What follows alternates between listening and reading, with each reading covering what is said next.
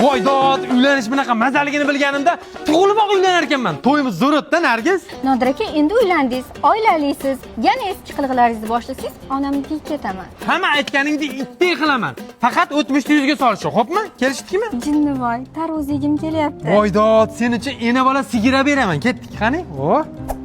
Hayotimning mazmuniga bitta tarvuzingizdan berib yuboring-chi. Kelinglar, qanaqa tarvuz kerak ekan? Nodir aka, Yodingdami biz yurgan chog'lar.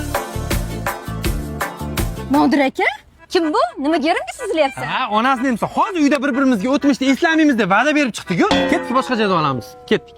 Nargiz boshing aylanmayaptimi? Yo'q. Ko'ngling aylanmayaptimi? Yo'q, nimaga so'rayapsiz? Meni yo'mayapti, yoqmaydigan narsa yeb qo'ydim shekilli. Nodir aka, Yodingdami biz yurgan chog'lar.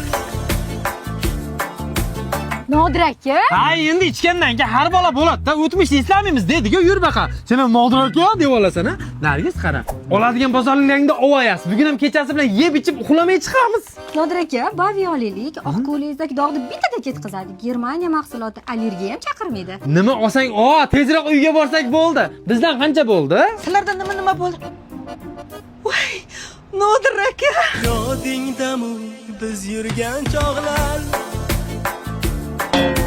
Nodir aka, shu opa bilan Ha, onasini emsin. O'sha payt 1 yillik xizmatda edik. Bitta armiyaga bitta povur edi. Nima qilishim kerak edi?